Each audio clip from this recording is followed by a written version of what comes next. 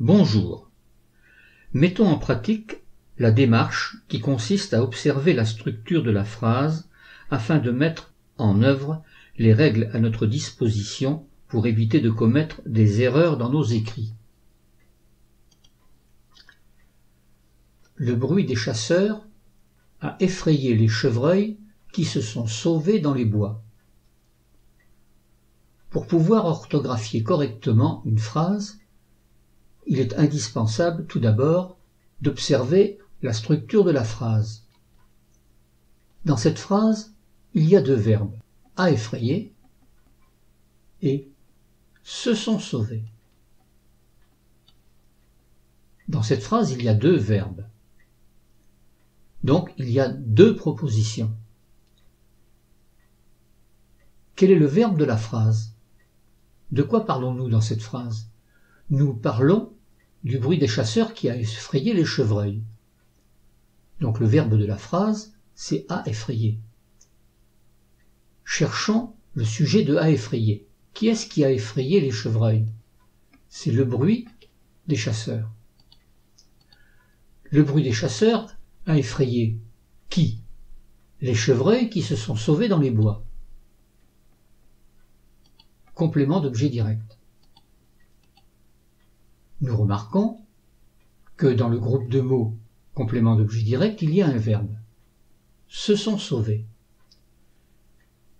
Se sont sauvés fait donc partie d'une proposition subordonnée qui se sont sauvés dans les bois, qui vient compléter le nom chevreuil, qui est le chef de groupe de ce groupe de mots. Donc dans la phrase, il y a deux propositions. La principale des deux, c'est le bruit des chasseurs a effrayé les chevreuils. Et la seconde, qui vient compléter le nom chevreuil, c'est qui se sont sauvés dans les bois. Rappelons que les mots s'accordent entre eux dans les propositions dans lesquelles ils se trouvent. Maintenant que nous avons étudié la structure de la phrase, nous allons pouvoir correctement accorder les mots entre eux. Le bruit des chasseurs a effrayé les chevreuils. Ah, nous pouvons dire le bruit des chevreuils avait effrayé les chevreuils. Nous avons donc affaire ici à l'auxiliaire avoir et nous l'écrirons a sans accent. Le bruit des chasseurs a effrayé les chevreuils. Nous pouvons dire le bruit des chevreuils a entendu ou a vu. Par conséquent, puisque nous remplaçons effrayé par un verbe du troisième groupe au participe passé et non pas à l'infinitif, effrayé est un participe passé qui là est employé avec l'auxiliaire avoir.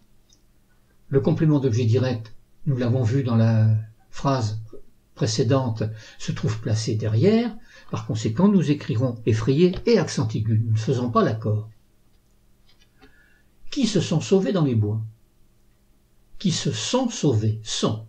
On peut dire qui s'étaient sauvés. Par conséquent, nous voyons ici que, puisque nous pouvons remplacer sont par s'était, sont est l'auxiliaire être, et s'écrira S-O-N-T. Qui se sont sauvés dans les bois?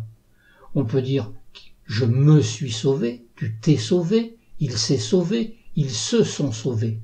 Donc quand je peux remplacer ce par me, te, ce est un pronom, donc ce s'écrira ici SE.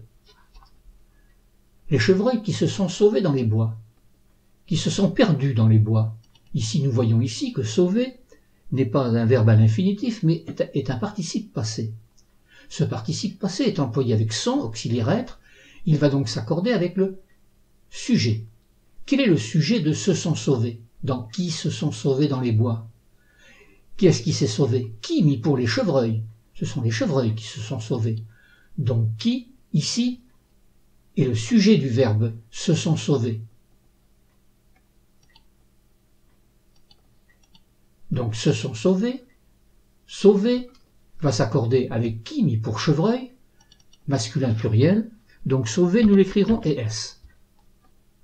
Rappelons que dans une phrase, les mots s'accordent dans la proposition dans laquelle ils se trouvent. Commençons donc toujours par observer la structure de la phrase. N'oubliez pas qu'il est nécessaire pour une pleine réussite de suivre scrupuleusement la méthode de raisonnement que je vous propose. Revenez, autant de fois que nécessaire, sur les notions qui ne sont pas totalement acquises. Leur mise en pratique doivent devenir un réflexe.